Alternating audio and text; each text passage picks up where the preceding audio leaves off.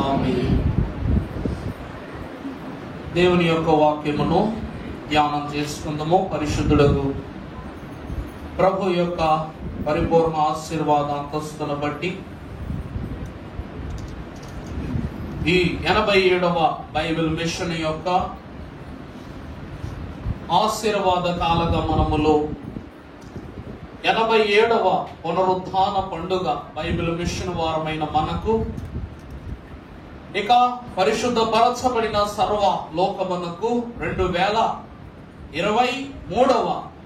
25వ పునరుత్థాన పండుగను ఏర్పరచిన దివ్య దేవునికి హృదయపూర్వక వందన.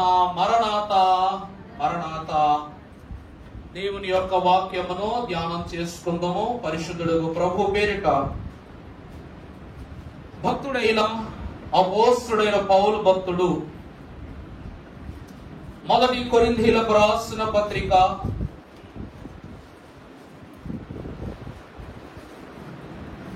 15వ అధ్యాయము 50వ వచనము నుండి దేవుని మాటలు విందాము. సహోదరులారా, నేను చెప్పునది ఏమనగా రక్తమాంసములు దేవుని రాజ్యమును స్వతంత్రించుకొననేరవు, క్షయత అక్షయతను స్వతంత్రించుకొనదు. ఇదిగో మీకు ఒక మర్మము తెలుపుచున్నాను. మనమందరము నిద్రించము గాని నిమిషములో ఒక రెప్పపాటున కడబూర మ్రోగగానే మనమందరము మార్పు పొందుదుము. బూర మ్రోగును, అప్పుడు మృతులు అక్షయులుగా లేపబడుదురు. మనము మార్పు పొందుదుము. క్షయమైన ఈ శరీరము అక్షయతను ధరించుకొనవలసి ఉన్నది, మర్త్యమైన ఈ శరీరము అమర్త్యతను ధరించుకొనవలసి ఉన్నది. ఈ క్షయమైనది అక్షయతను ధరించుకొనినప్పుడు, ఈ మర్త్యమైనది అమర్త్యతను ధరించుకొనినప్పుడు విజయమందు మరణము మృంగివేయబడిను అని వ్రాయబడిన వాక్యము నెరవేరును. ఓ మరణమా నీ విజయం ఎక్కడ? ఓ మరణమా నీ ముళ్ళు ఎక్కడ? మరణము ముళ్ళు పాపము, పాపమునకున్న బలము ధర్మశాస్త్రమే. అయినను మన ప్రభువైన యేసుక్రీస్తు మూలముగా మనకు జయము అనుగ్రహించుచున్న దేవునికి స్తోత్రము కలుగును గాక. కాగా నా ప్రియ సహోదరులారా, మీ ప్రయాసము ప్రభువునందు వ్యర్థము కాదని ఎరిగి స్థిరులను కల్లడి వారును ప్రభు కార్యాభివృద్ధి అందు ఎప్పటికీ ఆసక్తులునై ఉండుడి. ఆమేన్. ప్రభువునందు దేవుని ప్రియబిడ్డలారా, యేసుక్రీస్తు ప్రభువారు పునరుద్ధానుడైన దినమే కానీ ఇక్కడ పునరుద్ధాన గుంపులను మనం ఒక్కసారి లెక్క కట్టి చూస్తే యేసుక్రీస్తు ప్రభువుకు పరిచర్య చేయుటకు వచ్చిన తల్లులైన వారు ఒక పక్క, యేసుక్రీస్తు ప్రభువును పునరుద్ధాన స్థలం అనగా సమాధి యొద్ద నుండి ఎవరును అపహరించకుండగా చేయటానికిగా 2 సైనికులు మరొక గుంపుగా, యేసుక్రీస్తు ప్రభువును అందరికంటే త్వరగా వెళ్లి చూడాలని ఉళ్ళూరిన పరిశుద్ధుడైన పేతురు గారు సమూహం ఒక పక్క, ఆయన ఇక్కడ లేడు గలిలయ వైపుగా వెళ్ళుచున్నాడని చెప్పటానికి పరిశుద్ధులకు దేవుని యొక్క దూత ఒకవైపు, ఈరోజు ఈ గురుతులన్నీ ఏకము చేసుకుని పరిశుద్ధులకు ప్రభువును పునరుద్ధాన ప్రభావము చేత మనలో ఇముడ్చుకొని గణపరచబడుటకు సిద్ధపడిన పరిశుద్ధ సంఘమైన మనము ఒక పక్క. దేవుని ప్రియబిడ్డలారా, దైవజనులు మహాభక్తులు ఫాదర్ దేవదాసయ్య గారు అన్నారు, బైబిల్ మిషన్ వారికి 2 పండుగలు గొప్పవట, లేక క్రైస్తవ విశ్వాసములకు 2 పండుగలు గొప్పవట. ఆ 2 పుట్టినరోజులేనంట. ఆ 2 ఏ పండుగలండి? పుట్టినరోజు పండగలేనట. ఒకటి డిసెంబర్ మాసములో జరుపుకునే క్రిస్మస్ పండుగ. ఇక రెండవది యేసుక్రీస్తు ప్రభు వారి యొక్క పునరుద్ధానం. పునరుద్ధానం అంటే ఏంటండి? పునరుద్ధానం అంటే ఏంటి? మరలా జనించుట. క్షయత అక్షయతను స్వతంత్రించుకోదు అంటే మాలిన్యమైపోవు దేహము మహిమ దేహమును ఏం చేయలేదట? స్వతంత్రించుకోలేదట. అందుకే ఈ 2 పండుగలు విశ్వాసి తప్పక జరుపుకోవాలి. ఎందుకంటే మనము ఈ పండుగలు జరుపుకొనుట ద్వారా మనము ఎలాగైతే జనించామో ఆ పండుగ మనకు గురుతో, అలాగునని మరలా పునరుద్ధాన అంతస్తును పొందుకుని ప్రభు పిలుపునందుకుని లేపబడు ఆ దినము కూడా ఈ లోకమునకు ఏమై ఉండాలి? గురుతై ఉండాలి. దేవుని యందు ప్రియబిడ్డలారా, పరిశుద్ధ వాక్యాన్ని మనం ఒకసారి చదువుకున్నట్లయితే మత్తయి సువార్త 20వ అధ్యాయం 19వ వచనం చదువు తల్లి.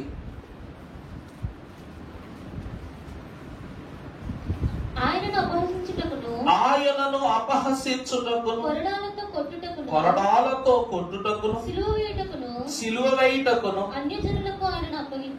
అన్యజనులకు ఇక్కడ ఒక గుంపు మనకు కనబడుతూ ఉంది.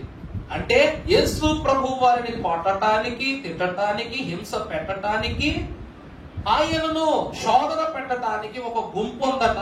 ఆ గుంపుకు ప్రభువుని ఏం చేస్తారట? అప్పగిస్తారట. ఆ రీతిగానే మంచి శుక్రవారం దినమనగా నిన్న కాక మొన్న దినమున యేసు ప్రభువును వేధించి, శోధించి, శ్రమపరచి ఆయనను సిలువకు దిగగొట్టిన గుంపు చేతులు మరణము పొందిన తరువాత యేసు క్రీస్తు ప్రభు యొక్క పని ఈ లోకములో సమాప్తమైన తరువాత నిన్నటి దినము ఏ దినమంట? నిశ్శబ్ద దినం. అంటే నిన్నటి దినము మొత్తము యేసు క్రీస్తు ప్రభు ఎక్కడున్నారట? సమాధిలో ఉన్నారట. చవి చప్పుడు కూడా లేదట. ఈ సమాధిలోనికి వెళ్ళటానికి ముందు ఆయన మరణము పొందుకున్న తరువాత మధ్య ఒక సంఘటన జరిగింది. ఏమిటి అంటే, పేతురు మహాభక్తుడును రాజు యొద్దకు వెళ్ళి, అయ్యా, మా ప్రభువు మరణించారని నిర్ధారణ చేసుకున్నారు కదా, మరి మా ప్రభు దేహాన్ని మాకు అప్పగించండి అని చెప్పి భక్తుడు వెళ్ళి అడగగానే, నిజానికైతే ఆ దేహాన్ని ఏం చేయకూడదు? అప్పగించకూడదు. కానీ భక్తుడు, పిలాతు మహాభక్తుడు, దేవుని ఎరిగిన వాడు, నీతిమంతుడని సాక్ష్యమిచ్చిన గరుడు కనుక అక్కడ ఏం చేశాడంట? ప్రభు యొక్క దేహాన్ని వీరికి అప్పగించాడు. అనగా శిక్షించుటకు ప్రభువును ఒక సమూహానికి అప్పచెప్పారు. రెండవది, సమాధి చేయుటకు గాను తన యొక్క బిడలైనటువంటి ఆత్మీయ బిడలైన తన శిష్యుల బృందమునకు ప్రభు అప్పచెప్పారు. ఈ రెండు క్రమములు జరిగిన తరువాత ఈయన దేహము పరిపూర్ణముగా సమాధికి అందించబడింది. ఈ సమాధికి అందించబడిన తరువాత మధ్యలో ఒక రోజు గ్యాప్ వచ్చింది. ఈ గ్యాప్ లో ఏం జరిగిపోయిందో తెలియదు మనిషికి. పెద్దలు అంటారు, మౌనము చాలా ఘోరమైనటువంటి శిక్షణ. నిశ్శబ్దము భయంకరమైనటువంటి ఉగ్రతకు కారకమట. అందుకే మంచివాడి యొక్క మౌనము సమాజానికి చాలా చేటు అంటారు. యేసు క్రీస్తు ప్రభు వారు అదరలా బెదరలా ఎవరిని శోధించలా, వేధించలా. ఆయన మరణము పొందుకుని ఏమైపోయారట? సమాధిలోనికి వెళ్ళారు. ఈ కాసేపటి అనగా ఒక్క 24 గంటలు ప్రభువును అలా సమాధిలో వదిలేసేసరికి రోమా ప్రభుత్వం వారికి చెమటలు పడుతున్నాయి. ఏంటంటే, ఏమో ప్రభువు లేచిపోతే, లేకపోతే ఎవరైనా ఆయన దొంగలించుకెళ్ళిపోతే, లేక ఆయన అన్నట్లుగానే పునరుద్ధారుడై లేచిపోతే, లేకపోతే ఆ శిష్యులే ఆయన తీసుకుని వెళ్ళిపోయి కాస్తో కోస్తో ప్రాణం ఉంటే ఆయన బ్రతికించుకుంటే మరలా సమస్య ఎక్కడికి వస్తుంది? మరలా మొదటికి వచ్చేస్తుంది. కాబట్టి ఆ మౌనాన్ని అధికారులు భరించలేకపోతున్నారు. ప్రభువు లేస్తాడా లేవడా? ప్రభు మాటిచ్చిన ప్రకారం ఆయన లేపబడునా లేపబడకపోవునని శిష్యులైన వారందరూ బేతనీయ గృహంలో కూర్చుని ఏం చేస్తున్నారంట? వాళ్ళు కంగారు పడిపోతున్నారంట. ఇవన్నీ పట్టించుకొని మగ్దలేని మరియ ప్రభువుకు పరిచర్య చేయడానికి ఉదయకాలమునే బయలుదేరి వెళ్ళిపోయి అక్కడ తెరవబడినటువంటి రాతిని చూసి ఈమె కంగారు పడిపోతున్నామో, నా ప్రభువు ఎక్కడికి వెళ్ళిపోయాడు? ఎవరు తీసుకెళ్ళిపోయారు? నా మీదకి తీసుకుంటుందంట. మరి సైనికులు ప్రభు యొక్క దేహాన్ని ఎవరైనా ఎత్తుకుపోతారేమో, ఆయన ఉన్నట్లు లెగుస్తాడేమోనని చెప్పేసి భయపడుతూ వాళ్ళు ఏం చేస్తున్నారంట? గొలుసులతో ఆ యొక్క ద్వారమును ఏం చేశారు చెప్పండి? గట్టిగా కట్టేశారు. అలా భయమాలి. ఎప్పుడైతే దూత వచ్చి ఒక చేతితో ఆ యొక్క రాతిని దొర్లించేసిందో వెంటనే వీళ్ళ గుండెకు మరలో ఒకసారి భయం పుట్టుకుంది. ఏంటంటే ఇప్పుడు ప్రభువు ఏడంటే ఏమని చెప్పాలి? అర్థమైందన్నమాట. భయం. పునరుద్ధానం అంటే భయం. మనం అందరం అనుకుంటాం పునరుద్ధానం అంటే జయం కాదు, పునరుద్ధానం అంటే భయం. ఇంతమందికి భయం. ప్రభువు లేస్తే ఏంటి, ప్రభువు దేహం వేరకు అప్పగిస్తే ఏంటి, ప్రభువు మరలా నిత్య జీవం పొందుకుంటే ఏంటి, నా ప్రభువు ఏమైపోయాడేంటి అని ప్రతి ఒక్కరూ మొదట ఏం పడుతున్నారంట? భయం. ఒక్క రోజు నిశ్శబ్దం ఎంతమందికి భయాన్ని పుట్టిందో చూసారా? ప్రభు బయటకు వస్తాడేమోనని బందీని చేసేసిన, బయటకు వచ్చేసిన ప్రభువు ఏడి అని రోమాధికారి అడిగితే మేమేం చెప్పాలని సైనికుల భయం. ప్రభువుని ఎవరెందుకు వెళ్ళిపోయినా మగ్ధలేని మరీకు భయం. నా ప్రభువు నిజంగానే లేచాడా, లేక వీళ్ళందరూ తమాషా చేస్తున్నారు. ఆతృతతో భయముతో పరిగెట్టుకు వెళ్ళిపోయిన పేతురుతో భయం.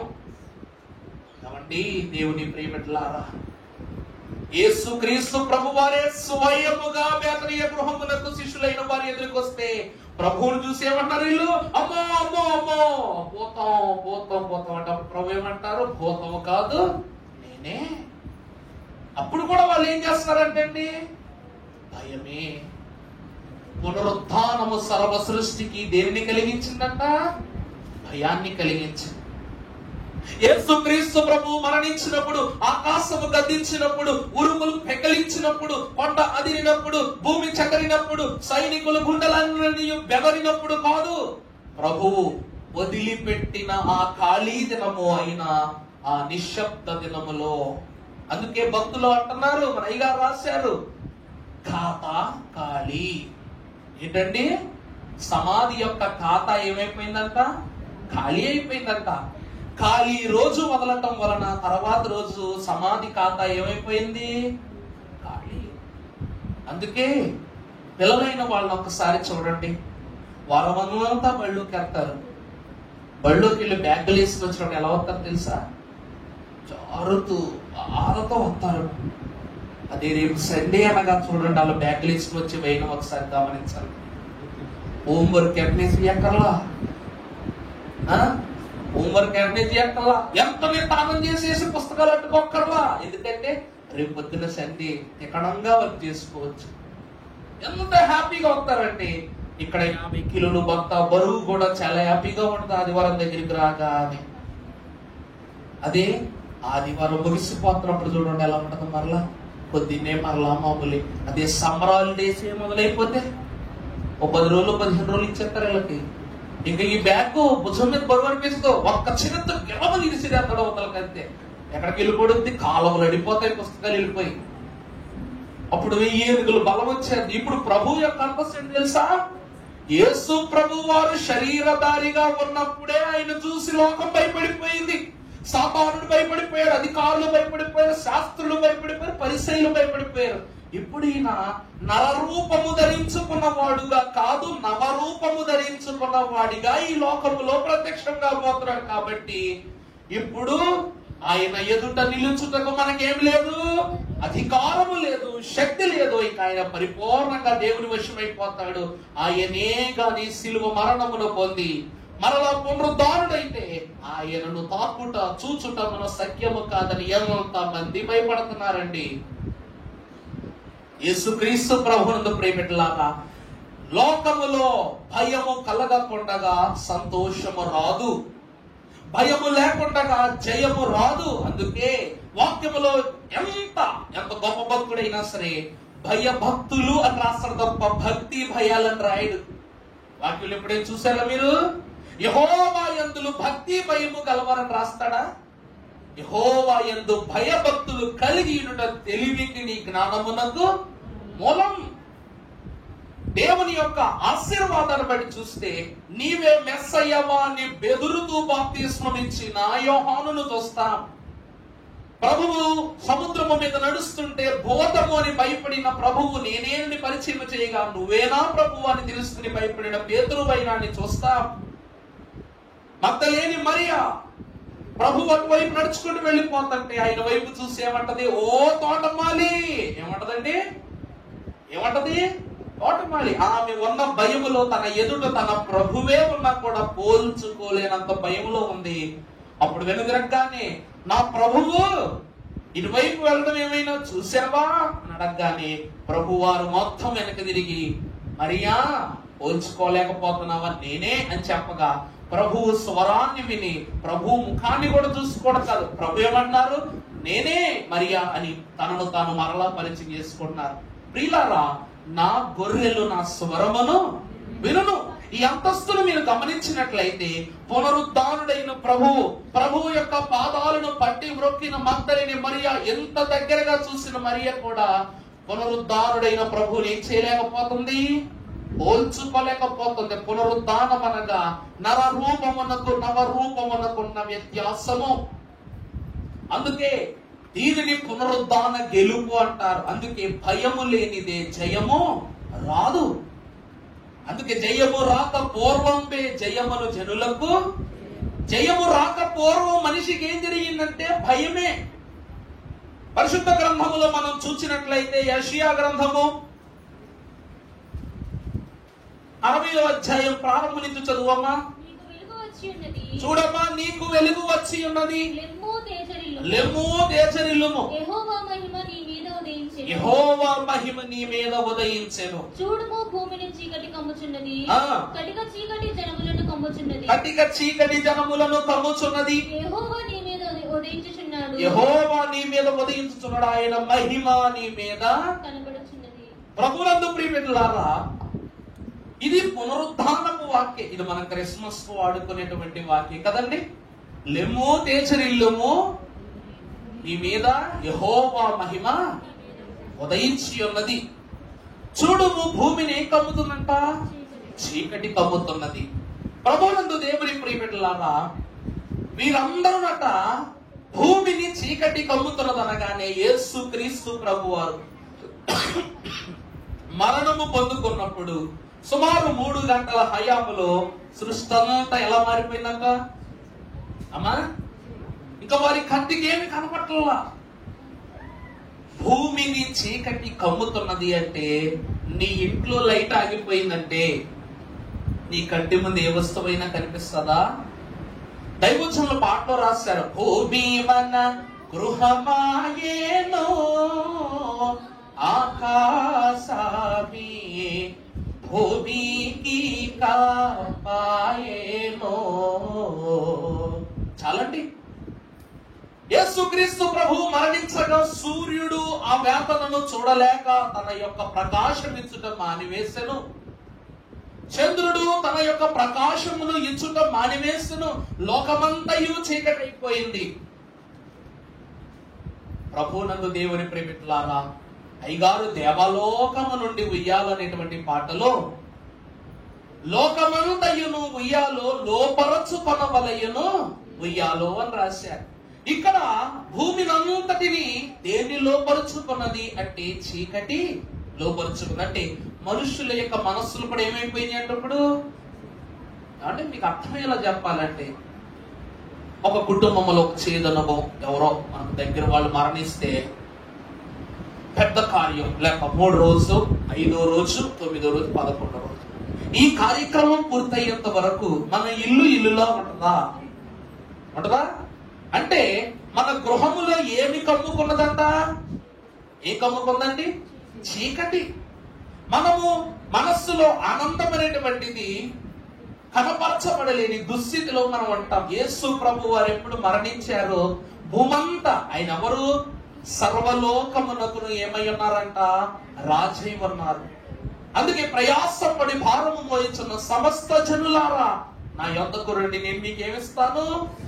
అలాంటి ప్రభువు విశ్రాంతిలోనికి వెళ్ళిపోగా మన ఆలోచనంతో ఏమైపోయిందంట?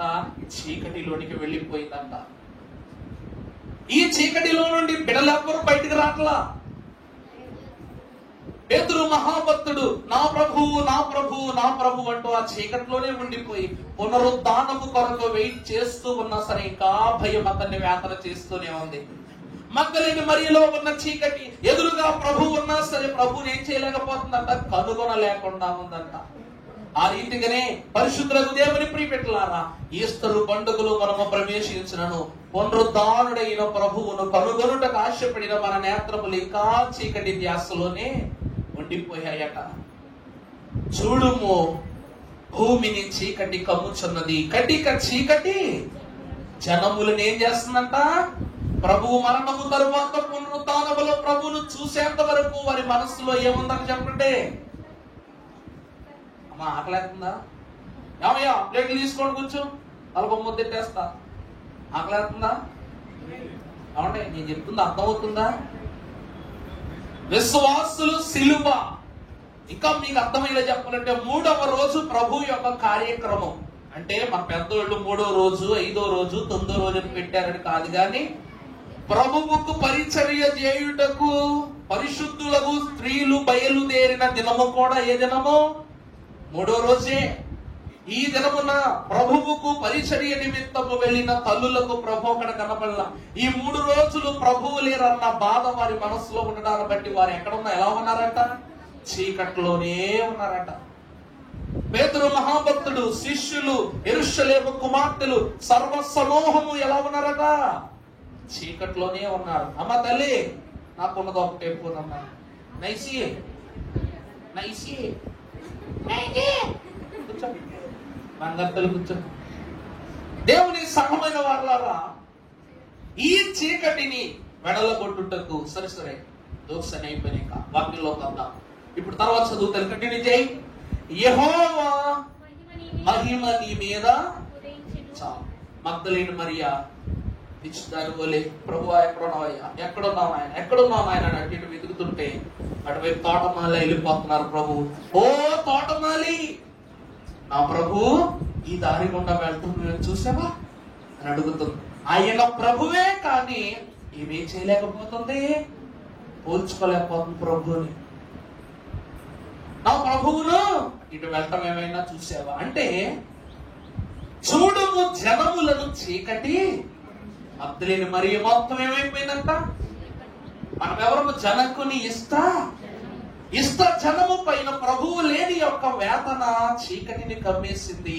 అందువలన మన ప్రభువే కళ్ళెదురుగా ఏం చేయలేకపోతున్నాం, గుర్తించలేకపోతున్నాం. అవి మహిమ వస్త్రములని మనకు కనపడటంలా, అది మహిమ దేహం అని మనకు కనపడట్లా, ఆయన మహిమ నాదుడని మనకు కనపడట్లా. ఏమైపోతున్నాం అంట? ఓ తోటమాలి అని పిలుస్తుంది. ప్రభునందు ప్రియపెట్టలారా, మీకు మంచి మాట చెప్పనా? మన ప్రభువు 33.5 సంవత్సరాల జీవితంలో 30 సంవత్సరాల ముందు ఓ వట్రవాణి కుమారుడా అని ఎలా పిలిపించుకున్నారో, పునరుద్ధారుడైన తర్వాత కూడా ఓ తోటమాలి అని అలాగే పిలిపించుకున్నారు. కారణం ఏంటో తెలుసా అండి? బాప్తీసం పొందుకునేంత వరకు ఈయనే దేవుని కుమారుడు అని రుజువు లేదు. పునరుద్ధారుడై తన ప్రత్యక్షతను చూపించేంత వరకు తన బిడ్డలకు తానే పునరుద్ధానం పొందినట్టు కూడా రుజువు కనపడలేదు. వెంటనే వాళ్ళు ఏమైపోయారు తెలుసా? ఇప్పుడు ప్రభు వెనక్కి తిరిగి అంటున్నారనమాట, చూడుము జనములను చీకటి కమ్ముకుంది. తర్వాత చదువు మాడుకోవచ్చులే, తర్వాత చదువు. ఇప్పుడు ప్రభు వెనక్కి తిరిగి ఏమంటారంట? యెహోవా నీ మీద ఉదయించుచున్నారు. చాలా సంతోషం. ఇప్పుడు వెనక్కు తిరిగి, మరియా నన్ను పోల్చుకోలేకపోతున్నావా? మరియా నేనెవరో నీకు తెలియదా? నేను నీ ప్రభువును, నేను మీ రక్షకుడును, నేనే యేసుక్రీస్తు ప్రభువును అని అనగానే ఇప్పుడు యెహోవా మహిమ ఎవరి మీద ఉదయించబడిందట? తన వారి మీద ఉదయించబడింది. ఇప్పుడు ఆయన మహిమ తన ముఖముపై కనబడుచున్నది. ఇప్పుడు ప్రభు కనబడడం మొదలు పెట్టారన్నమాట. అందుకే క్షయత అక్షయతను స్వతంత్రించుకోలేదు. పౌలు భక్తులు అంటున్నమాట, అది క్షయత ఏం చేయలేదండి? క్షయత అనగా భయము, అక్షయత అనగా జయము. ఈ భయము ఆ జయాన్ని పొందుకోవాలంటే ఈ భయము ఏమవ్వాలి? జయము రాక పూర్వంబే జయమనుకోవాలంట. ఈ భయం అర్థమైందండి? జయము రాక పూర్వంబే జయమను జనులకు. పేతురుకు ప్రభువు లేస్తాడా లేదు భయం, సైనికులకు ప్రభువు వెళ్ళిపోతాడేమోనని భయం, మగ్దలేని మరి నా ప్రభు ఇంకా వెళ్ళిపోయాడని భయం. మరి ఇన్ని భయాల్లో వాళ్ళకి జయమనే మాట ఎక్కడ పలుకుతుంది చెప్పండి? రాకపూర్వమే జయమును పోకుండా వారు భయములో ఉన్నారు కాబట్టి జయమును గుర్తించలేకపోతున్నారు. ఇప్పుడు స్తుతించు జనులకు ప్రభువు కనపడగానే నా ప్రభువా అని ప్రభు దగ్గరికి వెళ్ళిపోయి ప్రభు పాదాల మీద పడిపోయి వెంటనే స్తుతి చేయటం మొదలు పెట్టిందంట మహాతల్లి. ప్రభు చూడగానే విశ్వాసికి రావాల్సిన తొలి అంతస్తు, తొలి ధన్యత స్తుతి చేయటమే. స్తుతి చేసింది కాబట్టి ఆమె యొక్క స్థితి మారిపోయింది. రెండవది స్తుతించు జనులకు జయమవును. రెండవది స్మరించు. వెంటనే బయలుదేరి వెళ్ళిపోయింది పరిగెత్తుకుంటా. అప్పటి వరకు పీటీ ఉష కూడా అంత ఫాస్ట్ గా పరిగెత్తుకుని వెళ్ళుండదు. మహాతల్లి ఆనాడు సమరయ స్త్రీ ఎలాగైతే ప్రభువు నుండి రక్షణ పొందుకుని తన జనులకు చెప్పుటకు వెళ్ళిందో, ఈమె కూడా బేతనియ గృహము వైపు అడుగులు వేస్తూ వెళ్లి శిష్యులు చెప్పి, ఇదిగో నేను ప్రభువును కనుగొన్నాను, చూశాను అని చెప్పగానే అక్కడ ఉన్న వారందరూ మొదలుపెట్టి స్మరించిన జనులకు జయమవును. ఇప్పుడు ఈ జయం ఏమైపోయిందట? ప్రకటింపబడిన జయముగా మారిపోయిందట. ఇప్పుడు వీళ్ళందరూ ప్రభువుని ఏమన్నా తెలుసా? జయము జయము జయమని కలవరించిన బ్రతుకెల్లా ఇక జయ పథమే కలైపోయింది. ఇప్పుడు ప్రభువును ముట్టుకొనగలిగి ఏమన్నా ఇందాక క్షయత అక్షయతను స్వతంత్రించుకోరు. ఇప్పుడు ఎప్పుడైతే భయము జయమైపోయిందో ప్రభు దగ్గరికి వచ్చారు. యోహాను చేతులు చాపి కౌగిలించుకున్నాడు ప్రభువుని. అక్షయుడు ప్రభువుని ఏం చేశారంటే ప్రభువును కౌగిలించుకున్నాడు. భయము జయమైపోయింది. తోమా ప్రభు యొక్క హస్తంలో చేయిబెట్టాడు, ప్రక్కలో చేయిబెట్టాడు, ఈ చేతిలో చేయిబెట్టాడు. క్షయత అక్షయతలోకి వచ్చింది. ఇప్పుడు అక్షయుడు ప్రభువు కూడా ఏమన్నారు తెలుసా? ప్రభువా నువ్వేనా అని వీళ్ళందరూ అడుగుతుంటే, మీరు నన్ను నమ్మరు, నాకు ఆకలేస్తుంది, నేను తినటానికి ఒక చేప ముక్కైనా సరే వంటే ఇస్తారనగానే ప్రభువుకు క్షయ ఆహారమును పట్టుకొచ్చి ఇచ్చారట శిష్యులు. ఆ అక్షయుడగు ప్రభు క్షయ ఆహారమును ఏం చేశారు చెప్పండి? భుజించారు. ఇప్పటి వరకు ప్రభు దగ్గర అడగటమే తప్ప ప్రభు అడగటం ఇదే మొట్టమొదటిసారి. దేవుని ప్రియబిడ్డలారా, దైవ వాక్యం సెలవిస్తూ తీసుకోం ఒకసారి. 1 కొరింథీ 15:50 సహోదరులారా నేను చెప్పున్నది ఏమనగా రక్తమాంసములు దేవుని రాజ్యమును స్వతంత్రించుకొననేరవు క్షయత అక్షయతను స్వతంత్రించుకొనదు. రక్త మాంసములు దేనిని స్వతంత్రించుకో? దేవుని రాజ్యమును స్వతంత్రించుకో. మనకు మనసులో ఒక ఆలోచన ఉంటుంది, అయ్యారండి మరి ఎలియా మహాభక్తుడు నొప్పి లేకుండగా దెబ్బ తగలకుండగా అగ్నిరాధమేకి వెళ్ళిపోయాడు కదండి.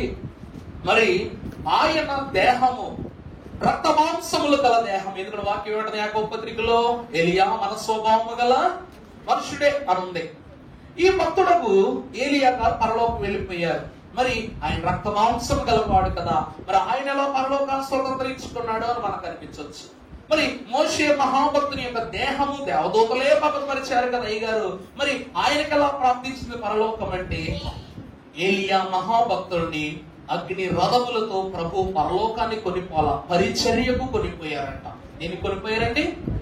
అందుకే మనము వాక్యములు మన దైవజనుడు రాసిన పాట, మనోవిచారము కూడదు నీకు మహిమ తలంపులే కావలెను.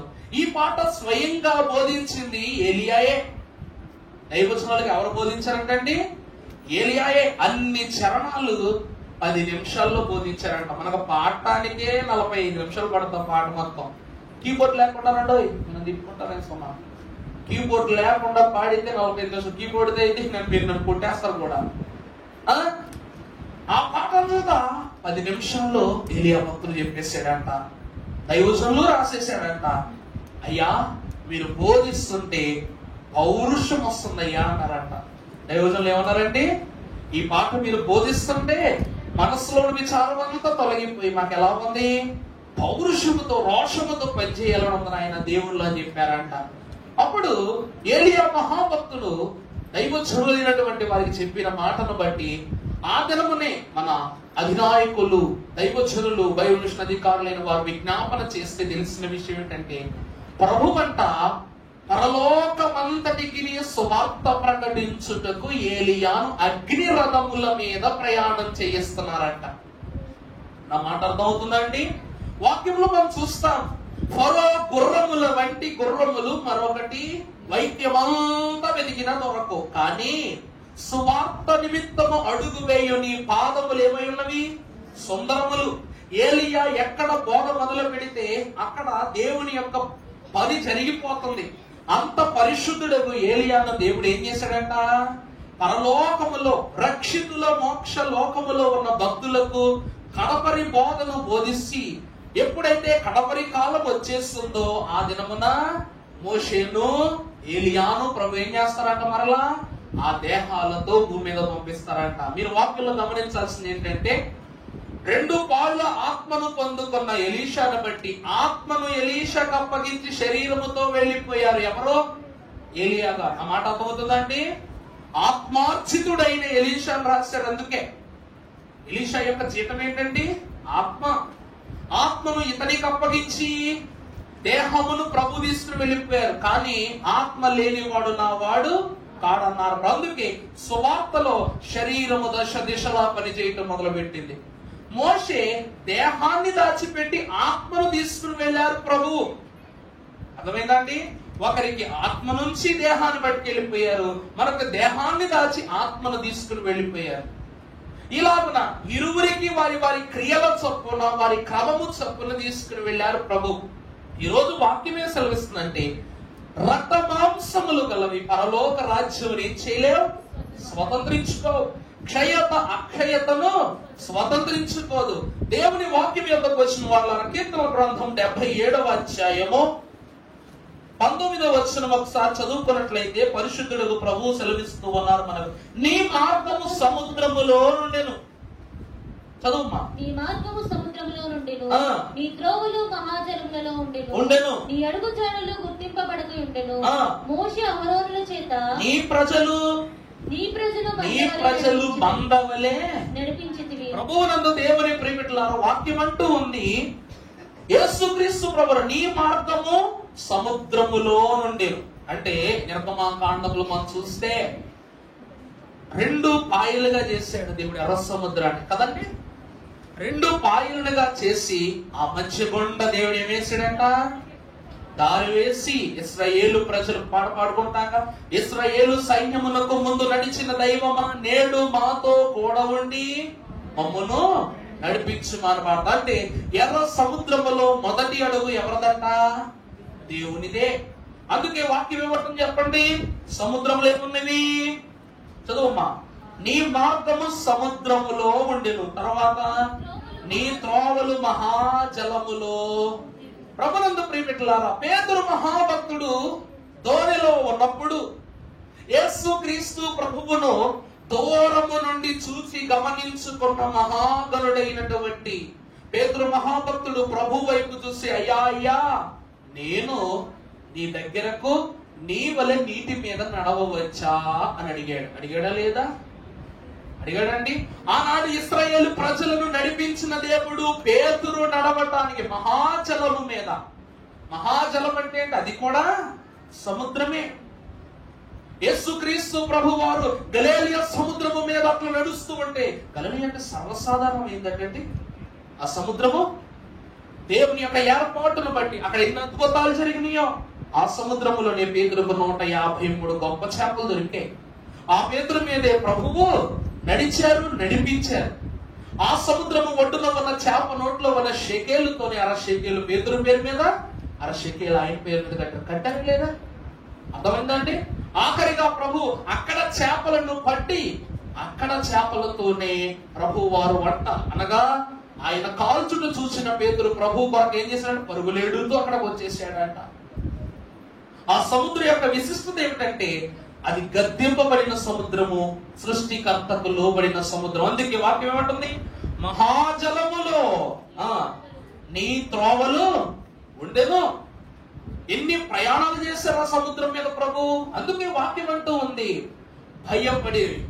భయపడుతున్న విశ్వాసికి జయబంధించుటకు గాను మహాజలం. అంటే ఈ లోకమంతా సముద్రమే. మన చుట్టూ ఏముందండి? సముద్రం ఉంది. అలాగే మన చుట్టూ కూడా ఏముందంట? పాపమే ఉందట. ఈ సముద్రము వంటి శోధనలో నుండి పాపము వంటి సర్పము, మహాఘట సర్పం బయటకు వస్తుంది. కాబట్టి దానిని అణగదొక్కుట నిమిత్తము ఆ జలముల పైన నీ అడుగులు ఉన్నవి అని ప్రభు వాక్యం సెలవిస్తూ ఉంది. ప్రభునందు సంఘమైన వర్లారా, మరొక వచనం చూద్దాం. పరిశుద్ధ లేఖన భాగంలో నుండి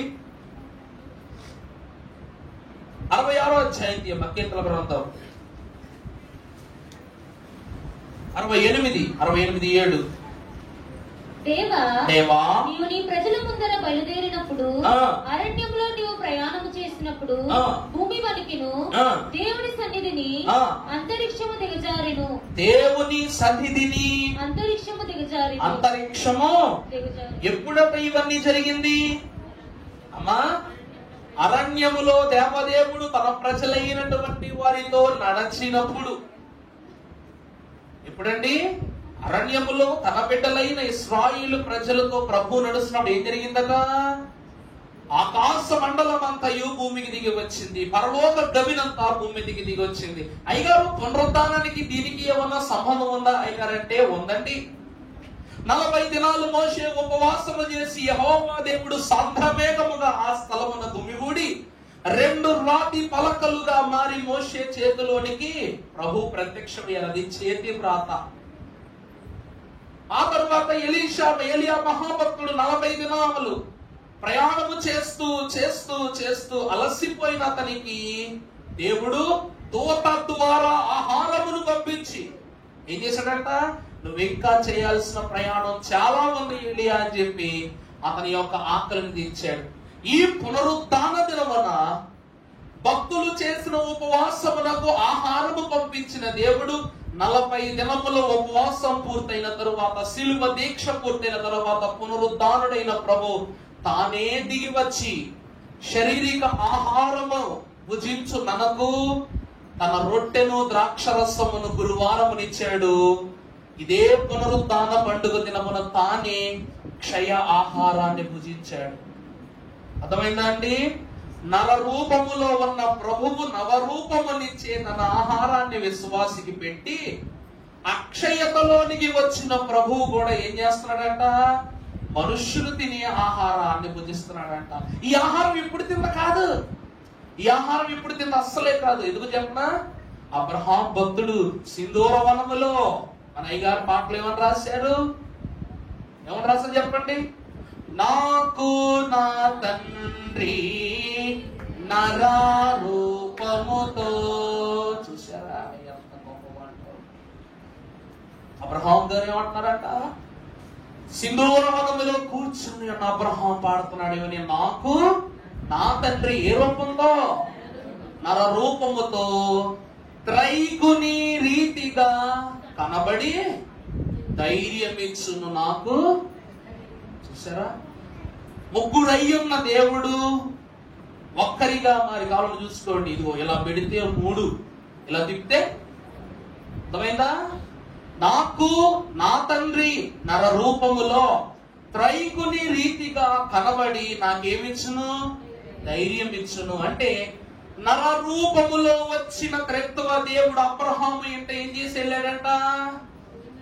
భోజనం చేసి వెళ్ళాడు. అంటే ఈ క్రమము దేవకుమారుని కాలములోనే కాదు, పాత నిబంధన జనుడు మన విశ్వాసమునకు తండ్రి అయిన అబ్రహాము కాలంలో కూడా ఏం జరిగింది చెప్పండి? దేవుడు అక్షయ దేహముతో వచ్చి క్షయ ఆహారాన్ని భుజించి వెళ్ళాడు. అందుకే దేవుని పేరిట కుక్కుడు చెప్పండి, చల్లటి నీళ్ళు ఇచ్చినా కూడా దీవునే. అబ్రహాం మహాభక్తుడు మనకు నేర్పించిన గొప్ప సత్యము సూక్ష్మాంతస్తు. ఈ పునరుద్ధాన దినమున మనము తినుచున్న ఆహారము దేనికి గుర్తు తెలుసా? అక్షయతలో ఉన్న ప్రభువు క్షయమైన భోజనమును ఆహారముగా భుజించినట్లు అక్షయ దేహము ధరించుటకు సిద్ధపడి ఉన్న మనము క్రీస్తు పేరిట క్షయ ఆహారమును ఏం చేస్తున్నాం? భుజిస్తా ఉన్నాం అన్నమాట. ముందు భయం వేసింది, తర్వాత జయం వేసింది. తర్వాత ముందు భయం వచ్చింది, తర్వాత జయం వచ్చింది. దేవుని సంఘమైన వారులారా, ఈస్టర్ పండుగ అందరూ చేసుకుంటారు అనుకుంటారు, అందరూ చేసుకోరు. ఎవరు చేసుకుంటారు తెలుసా? ఇది నా జయమే అనుకున్న వాళ్ళకి ఈస్టర్ పండుగ. అర్థమైందండి? ప్రభువు క్రీస్తు లేచెను, హల్లెలూయా, క్రీస్తు నన్ను లేపును లేపును అన్న వారికే ఇది జయం. క్రీస్తు నన్ను నడిపించుకుని వెళ్ళును. అందుకే దైవజనులు అన్నారు, ఇప్పటి వరకు ప్రభువా నువ్వు మాతో నడిచావు, ఇక నుండి మేము నీతో నడుస్తాం, పరలోకము వరకు నీతో నడుస్తాం, పరలోక అంతస్తు సహితము నీతో నడుస్తాం, తండ్రి యొద్దకు నీతో నడుస్తాం, పరలోక రాజ్యము సింహాసనం యొక్క కూర్చుండే వరకు మేమేం చేస్తుంటాం, నడుస్తూనే ఉంటామని చెప్పడమే పునరుత్థాన ప్రత్యక్షత.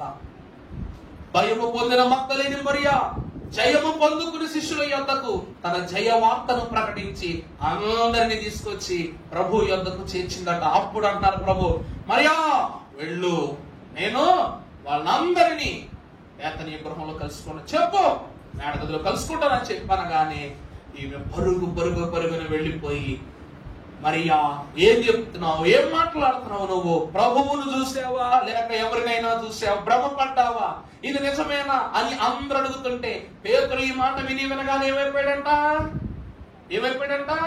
ఆయన పరిగెత్తేస్తున్నాడు సమాధి కాడికి. ఈమె చెప్పటం, ఆయన పరిగెత్తడం, మిగిలిన వారు సందేహంలో ఉన్నారు, ఇతడు మాత్రము సంతోషములో ఉన్నాడు. పేతురు ఎక్కడున్నాడండి?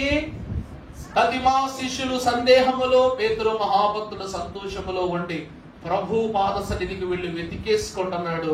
అందుకే దేవుని ప్రేమలాగా పేతురు సంఘము నాయకునిగా దేవుడు ఏర్పరచుకున్నాడు. సంఘం ఎప్పుడు ప్రభు మాట వినగానే ఆలోచించకూడదు. చూచి విశ్వసించు వాని కన్నా చూడక విశ్వసించు వాడే ధన్యుడు. పేతురు చూడకపోయినా విశ్వాసంతో పరిగెత్తుకుని వెళ్ళిపోయాడు. అందుకే పునరుద్ధానం మనకు చెప్పే ఒకే ఒక్క మాట, భయములో నుండి ఏం పుడుతుందంట? జయం. పునరుద్ధానము భయమును పుట్టించింది పాపానికి, జయమును పుట్టించింది ఆయన విశ్వాసులకు. అర్థమైందా అండి? అర్థమైందా? మీకు ఇంతకు మించి ఎక్కువ బాధ పెట్టను. నేను తక్కువ వాక్యమే సిద్ధపడ్డా, తక్కువ వాక్యం చెప్పా. మీకు అర్థం అవటమే నాకు కావాలి. మీకు అర్థం కాని పక్షాన నేను మహా గొప్ప బోధకుల్లాగా దీని మీద 4 సూట్లు వేసుకుని చెప్పినా కూడా ఏం కాదు. మీకు ఈ చెవులు వచ్చి నీ చెవులు చేస్తారు. మీకు ఒక మాట చెప్పనా, ఒక్క పూసేస్తున్నాను, ఎందుకు వేసుకున్నాను? సోగ్గాళ్ళలాగా. ఓ సోగ్గాళ్ళలాగా అన్నమాట. మరి ఏదో ఒక రోజు సోగు చేయాలిగా. మొత్తం జుట్టు పడిపోయిన తర్వాత ఈ సూట్ వేసుకున్నా కూడా ఎవరి దగ్గర సోగు చేయలేవు. రేపు వచ్చే పాదరేపు గారి దగ్గర అసలు సోగు చేయలేవు. అందుకు ఇప్పుడే సోపు కొట్టేస్తున్నాం అనమాట. దేవుని ప్రేమిలాగా మనం 2 సార్లే కొత్త బట్టలు కట్టుకుంటాం. ఎప్పుడు తెలుసా? ఒకటి క్రిస్మస్ పండగకి, 2 ఈస్టర్ పండగకి. అది జన్మదినము, ఇది పునర్జన్మదినము. ఈ 2 దినములు తండ్రి కుమార పరిశుద్ధాత్మ త్రైక తత్వమునకు కలిగిన విశ్వాసులకు, అనగా శరీరాత్మలకు ఏమై ఉన్నవి? పరలోక ఆధారమై ఉన్నవి. క్రిస్మస్ పండుగ శారీరక ఆధారము. రెండవది ఈస్టర్ పండుగ ఆత్మీయ ఆధారం. అర్థమైందండి? ప్రభు పుట్టారని నర రూపంలో వచ్చిన ప్రభువును చూసి జ్ఞానుల ఆధారం చూపించారు. ఈ పునరుద్ధాన దినమున మహిమ దేహము ధరించుకున్న ప్రభువును చూసి మగ్దలేని మరియా శిష్యులు పరిశుద్ధులకు ప్రభు బిడ్డలందరూ ఏం చేశారంటే, ఇదిగో నా ప్రభువుని ఆధారం చూపించారు.